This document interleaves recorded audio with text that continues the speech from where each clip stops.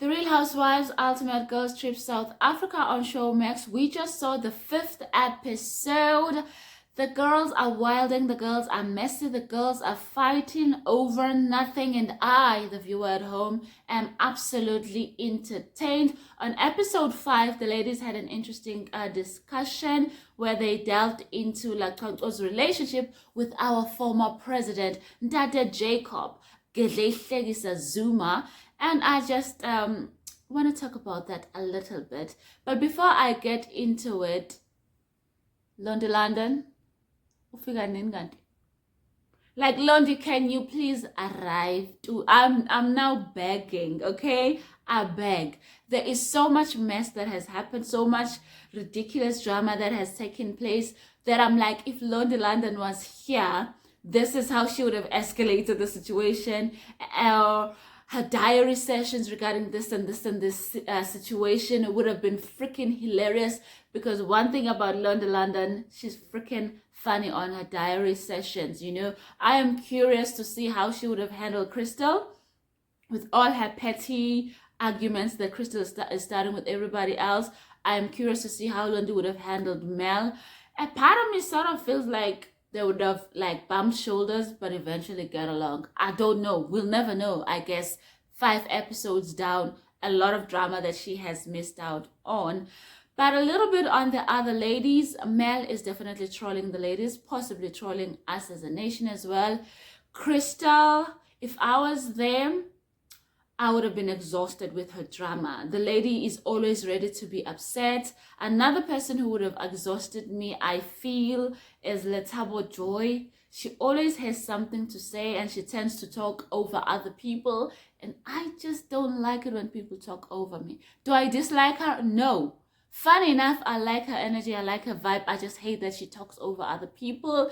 And my fave, my forever fave, Unonku, is making up stories and reaching conclusions about people and their marriages and relationships and concluding that so-and-so is being abused in her relationship.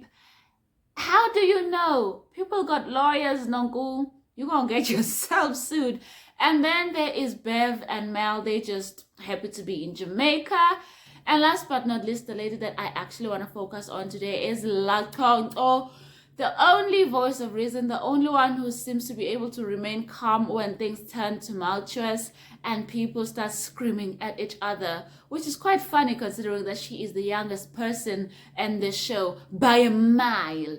I am not sure how old Mel is, but I know that Laconco is certainly the youngest person in this trip. So I want to talk about the discussion that the ladies had on episode 5, that very candid discussion where they were talking about relationships and associations with men and so on and so forth, where Laconco became vulnerable and open and just let us in and started sharing with us, you know, how it was like being in a relationship with our former president, Mkhulu Jacob Zuma. To this day, I can't get over how this young lady in her early 20s was in a relationship with a man in his early 70s. I mean, I understand money, power, influence, but like, wow, that's a big age gap, okay? That age gap alone, leave the polygamy out of it, that age gap alone is insane. That age gap alone comes with its own pitfalls and disadvantages. Like, you guys are in 2 different life stages, okay? You're in your early 20s, you're discovering yourself, you're finding out your likes and dislikes, you're exploring what you like in relationships, what you don't like, and here you are with a man who has done it all. He's been a freedom fighter. He went to exile, had babies here, left, right, and center. How many children does this man have? How many of them are older than you? How many of them are too old to even be your boyfriend? Like, yeah, a very, very wild relationship to this day. I don't recommend it for anybody. And then you bring in the money, the power, the influence factor into it, okay? A man with so much money, with so much power, with so much influence, is he really gonna be always considerate of your feelings, your wants and your needs, and put you first and treasure you? I don't know. Hey, he has so many options, way too many options. He can get 10 of you. He can get 10 girls in their early 20s and just live his best life. He can lobola all 10 of you, honey boo boo child. Like, it's a wild relationship. It's a dangerous relationship. And then compound it all by making it a polygamous situation. My dear heaven. So basically that is what Laconco explained, how difficult it was being in that polygamous situation, and that she would never do it again. Okay, she was like, first of all, you got to deal with the man himself. Like I said, the man is influential, the man is powerful, the man is busy. Okay, he is the president of the country. He's got to be here, there, attend to this, to that, a rally here, a summit in that country, this and that. It's so much. It's so much. Even if it was just the two of you, the man is busy. But no, this is a polygamous situation, so you got to deal with the other wives. And you are not just the second wife. Laconco is not second wife. What was she? Number 5, 6, 7? Who knows? Okay, like the Zuma Kumala. Yeah, she was probably number 5, 6, thereabout. And all these other ladies are vying for this man's attention, affection, and resources. Okay, so of course there is push and pull between the ladies themselves, the wives of this man themselves. Whew. I feel exhausted just thinking about it. And as Laconco explained further, you then have to deal with the extended family. The uncles, the cousins, the this, the that, the 101 children that this man have, the grandchildren that this man have. Who knows how the extended family treated Laconco? Maybe they really loved her, or maybe they just looked at her sideways like, what is this little girl doing with our very grown-ass father? What is this little girl doing with our grandfather? Who knows what the family really felt and thought about her and how they treated her. And as she said further, to deal with the rest of the country, people like me, judging and reaching conclusions and asking 101 questions about your reunion, I am sure it was difficult. A relationship like this, I honestly do not see it lasting. I don't see it lasting.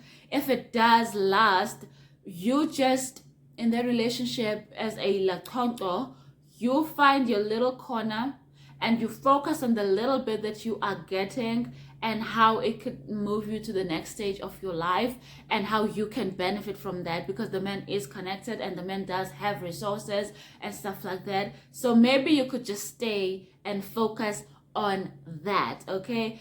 And yet we don't know how much giving this man is of his resources, because there has been stories and articles written about how Laconco found herself a single mother raising her child that she has with this man with her mother. So I mean, I absolutely loved this conversation that Laconco had. I feel that we were all curious and we all really just ate it up to find out how she felt while she was in that situation. I've read articles where she talks about her relationship with Ntate Gedle. And it seems she really loved this man. He was half a century older than her. I'm sorry, I can't get over it. So yes, my judgment aside, I truly appreciated that scene, that moment where Laconco chose and prepared to be vulnerable with us. Because one thing about Laconco, I don't think that just happened out of the blue. I think she chose, she thought about it, she planned for it, and she chose to open up about that situation, and she chose how she was going to address it, because I think she's really just trying to heal from it and move on from it. And part of it is addressing it with us, about curious here on our couches, about judgmental Judas here at home, just ready to eat it up. And yeah, I like the way she addressed it, because we have been curious as a nation of how she felt, what she went through and stuff like that. And I hope as it goes on, she tells us more, because we want to know. And also just so that we can see what we learn from her situation, for the young ladies out here to know that dealing with a man that much older than you in a polygamous situation, a man of that stature, it's not going to be a walk in the park.